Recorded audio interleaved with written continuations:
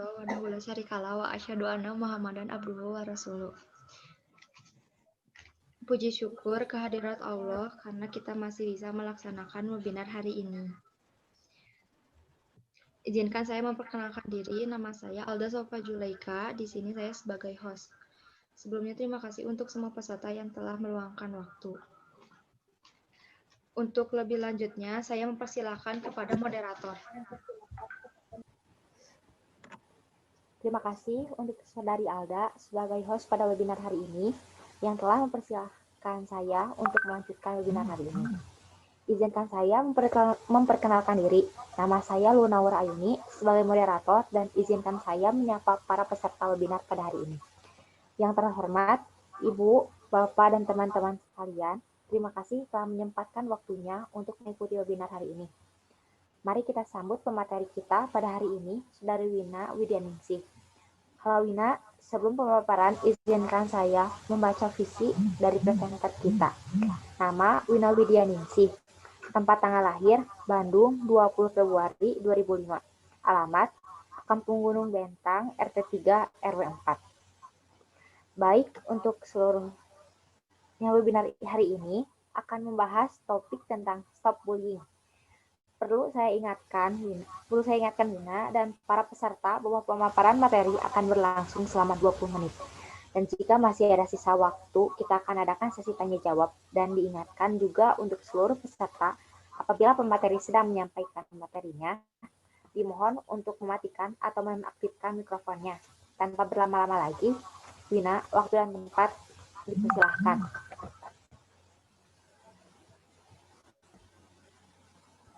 Pengertian bullying.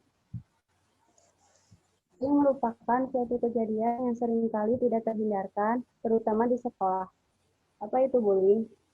Bullying adalah penggunaan kekuasaan atau kekuatan untuk menyakiti seseorang atau sekelompok, suatu perilaku mengancam, menindas,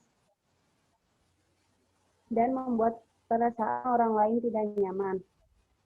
Seseorang bisa dikatakan menjadi korban apabila dia diperlakukan negatif. Bullying seringkali terlihat sebagai bentuk perilaku berupa pemaksaan atau usaha menyakiti secara fisik maupun psikologis. Terdapat seseorang kelompok yang lebih lemah oleh seseorang atau kelompok orang yang mempersepsikan dirinya lebih kuat.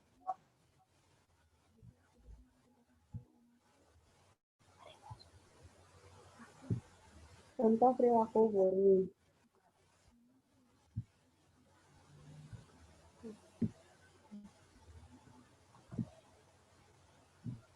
Kontak fisik langsung.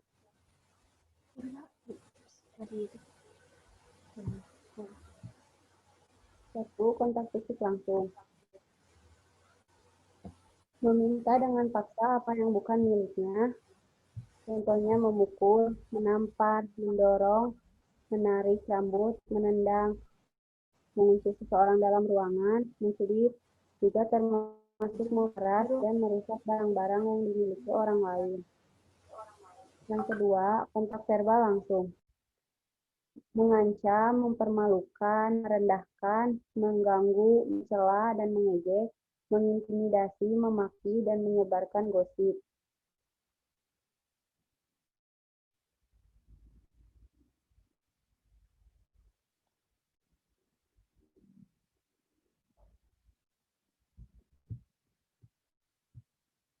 Yang ketiga, perilaku nonverbal langsung, contohnya melihat dengan sinis, menampilkan ekspresi muka yang merendahkan, mengejek, atau mengancam, biasanya disertai oleh bullying fisik atau verbal. Yang keempat, perilaku nonverbal tidak langsung. Contohnya, mendiamkan seseorang, memanipulasi persahabatan sehingga menjadi retak, sengaja mengucilkan atau mengabaikan. Dampak perilaku bullying. Yang ke-1, masalah psikologis. Korban bully seringkali menunjukkan adanya gejala masalah psikologis, bahkan setelah perundungan berlangsung. Kondisi yang paling sering muncul adalah depresi. Selain itu, Korban bully juga bisa mengalami gejala psikomatis yang membuat masalah psikologis memicu gangguan pada kesehatan fisik. Yang kedua, gangguan tidur.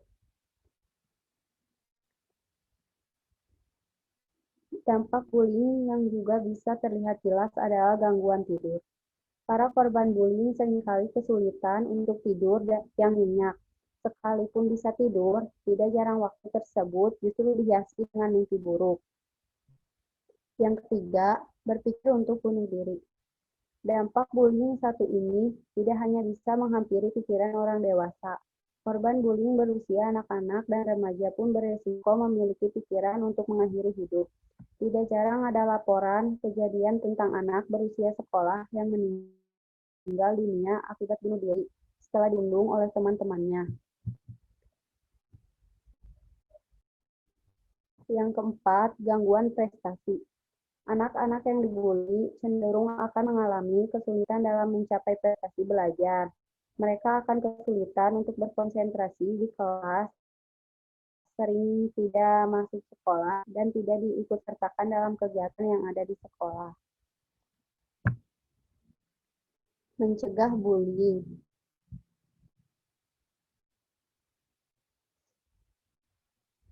Yang ke-1, tunjukkan prestasi.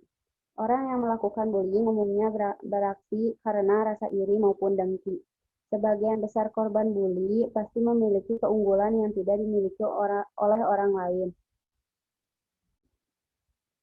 Yang harus dilakukan oleh para korban bullying adalah tak ragu menunjukkan prestasinya, entah itu di sekolah maupun di lingkungan masyarakat. Lama-kelamaan, si pelaku bullying akan mundur dengan sendirinya karena merasa korban tidak terkalahkan. Yang kedua, jalin pertemanan dengan banyak orang. Pernahkah kamu memperhatikan bahwa korban bullying umumnya suka menyendiri dan jarang memiliki teman? Cara mencegah bullying adalah menjalin pertemanan dengan banyak orang. Pastikan bahwa pertemananmu ini sehat dan tidak suka melakukan bully. Ketika korban bullying memiliki banyak teman, maka pelaku bully akan berpikir 2 kali untuk menindasnya. Yang ketiga, tumbuhkan rasa percaya diri. Pelaku bully akan semakin bersemangat ketika mengetahui bahwa korbannya merasa minder dan semakin terpuruk. Untuk mencegah sekaligus memberikan efek jera pada pelaku bully, bangun rasa percaya diri agar tidak terlihat minder dan takut kepada si pelaku. Percayalah, pelaku bully akan malas menindas orang yang berani dan percaya diri. Yang keempat, tidak terpancing untuk melawan. Emosi terkadang memicu kita untuk bertindak ketika merasa tertindas. Akhirnya bukan perlawanan, tapi kamu juga harus memikirkan bahwa pelaku akan semakin gencar menindasmu ketika kamu melawannya. Cara mencegah bullying bisa dimulai dengan tetap bersikap tenang dan sabar tanpa terpancing untuk melakukan perlawanan. Yang kelima, jadikan bulian sebagai penyemangat untuk sukses. Sebagian korban bully akan merasa tidak berharga dan putus asa. Namun untuk mencegah bullying yang menghancurkan dirimu sendiri, sikapi dengan positif semua perundungan tersebut. Jadikan bulian sebagai sarana penyemangat agar kamu bisa meraih suksesmu. Ingat, balas dendam terbaik bukan membalas perbuatan jahat mereka, tetapi dengan membuktikan bahwa dirimu bisa menjadi sukses dan lebih baik dari mereka yang pernah membuli kamu. Yang keenam, jangan menunjuk sikap takut dan sedih. Pelaku bullying tentu akan merasa puas ketika berhasil membuat korbannya sedih, takut, dan semakin terpuruk.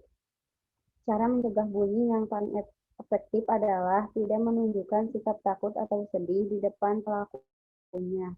Jika kamu terus berkonsisten menunjukkan sikap seperti ini, maka pelaku bully kelamaan akan mundur karena tak korban. Yang ke-1, penampilan fisik. Penyebab bullying pertama yang paling umum adalah akibat dari penampilan fisik. Ketika seorang memiliki penampilan fisik yang dianggap berbeda dengan anak lain pada umumnya, Para pembuli dapat menjadikan bahan untuk mengintimidasi anak tersebut. Penampilan fisik berbeda dapat meliputi kelebihan atau kekurangan berat badan, menggunakan pakaian yang dianggap tidak keren seperti anak-anak lainnya. Yang kedua, ras. Perbedaan ras juga seringkali menyebabkan seorang anak terkena bully. Hal ini umumnya terjadi ketika seseorang dengan ras berbeda memasuki satu lingkungan dan dianggap sebagai minoritas. Beberapa survei dan peneliti juga telah menunjukkan bahwa bullying akibat ras yang berbeda memang cukup sering terjadi. Yang ketiga, orientasi seksual. Orientasi seksual seseorang berbeda dan umumnya seorang anak baru menyadari orientasi seksual yang berbeda memasuki usia remaja. Yang keempat, terlihat lemah. Penyebab bullying lainnya adalah ketika seorang anak dianggap lebih lemah dan terlihat tidak suka melawan. Seperti yang sudah disebutkan sebelumnya, bahwa bullying melibatkan ketidakseimbangan kekuatan antara pelaku dan juga korban. Pelaku tentunya merasa sebagai pihak yang lebih kuat dan dapat mendominasi korban yang lebih lemah. Kelima, terlihat tidak mudah bergaul.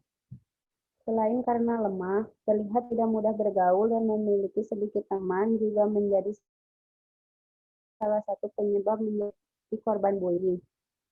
Individu yang terlihat tidak mudah bergaul dan memiliki sedikit teman juga dapat terlihat lebih lemah dan membuat bullying berpikir dapat mendominasi mereka. Sekelompok bully juga berpotensi melakukan bully pada kelompok yang dianggap lebih lemah dari kelompok mereka. Penyebab bullying dari sisi pelaku. Yang ke-1, memiliki masalah pribadi. Salah satu memicu seseorang menjadi bully adalah karena memiliki masalah pribadi yang membuatnya tidak berdaya hidupnya sendiri. Penyebabnya seperti perkelahian, berlebihan di rumah, perceraian orang tua, atau adanya anggota keluarga yang menjadi pecandu narkoba dan alkohol yang dapat memicu hal ini. Sedangkan pada orang dewasa, masalah dengan pasangan juga bisa menjadi salah satu pemicu munculnya perasaan tidak berdaya. Bullying baik verbal maupun fisik yang dilakukan bertujuan untuk menunjukkan individu tersebut memiliki kekuatan sehingga rasa tidak berdaya tersebut dapat ditutupi. Yang kedua, pernah menjadi korban bullying. Beberapa kasus menunjukkan bahwa pelaku sebenarnya juga merupakan korban. Contohnya, seperti anak yang merasa dibully oleh saudaranya di rumah, kemudian anak tersebut membalas dengan cara membuli temannya di sekolah yang ia anggap lebih lemah dari dirinya. Yang ketiga, kurangnya pemahaman. Penyebab bullying selanjutnya adalah karena rasa iri pelaku pada korban. Rasa iri ini bisa muncul akibat korban memiliki hal yang sebenarnya sama istimewanya dengan sang pelaku. Pelaku mengintimidasi korban agar korban tidak akan lebih menonjol dari dirinya sendiri.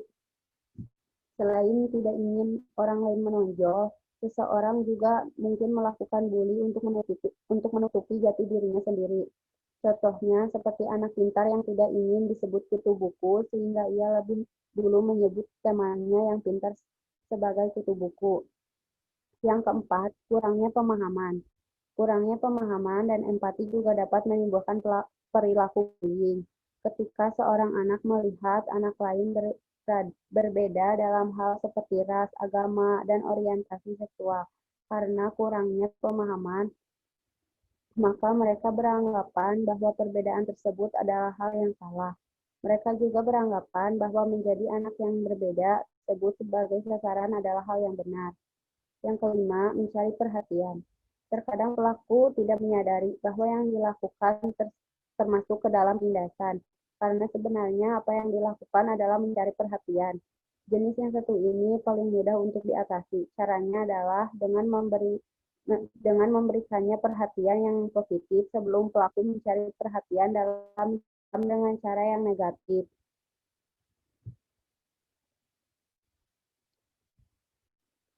Cara mengatasi bullying. Ceritakan pada orang yang dapat dipercaya. Ceritakan kepada orang tua maupun guru yang memiliki orientasi atau menindaklanjutinya. Yang kedua, abaikan penindas dan jauhi. Seperti yang disebutkan sebelumnya, penindas akan merasa senang apabila mendapatkan reaksi seperti yang dia inginkan. Yang ketiga, tingkatkan keberanian dan rasa percaya diri. Tunjukkan pada lingkungan sekitar bahwa kamu bukan orang yang lemah dan mudah untuk ditindas. Yang keempat, bicara pada pelaku. Tunjukkan bahwa apa yang dilakukan pelaku bukan hal yang baik dan bahkan berbahaya. Yang kelima, bantu teman yang menjadi korban. Jika menyaksikan perilaku bullying, jangan diam saja dan cobalah untuk memberi dukungan pada korban.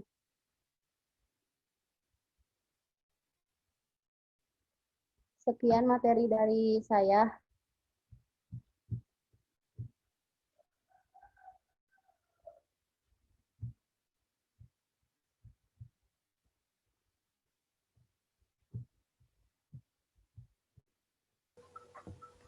Wah, materinya sangat bagus ya, sangat menginspirasi kita bahwa bullying itu tidak baik ya.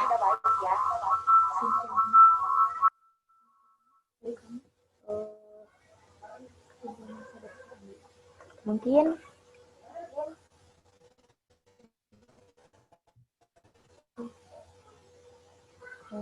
dari aku dulu, kamu.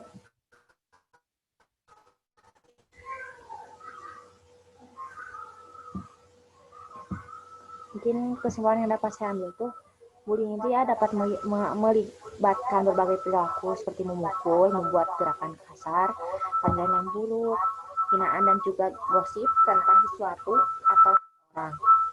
Jika hal tersebut dibiarkan berlalu, maka akan timbul masalah psikis lainnya di kemudian hari, baik yang membuli atau yang terkena bully. Mungkin saya kembalikan kepada saudari Alda sebagai host.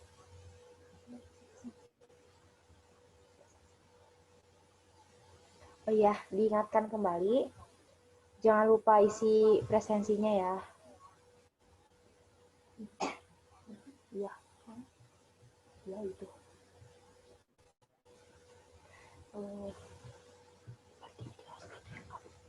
Balikin jadi host.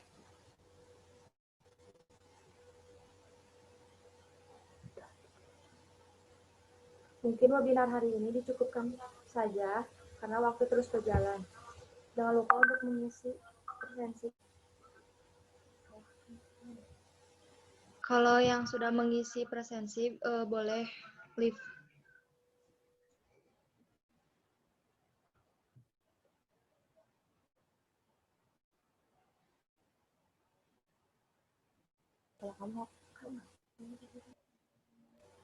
Terima kasih untuk semua peserta yang telah mengikuti webinar hari ini.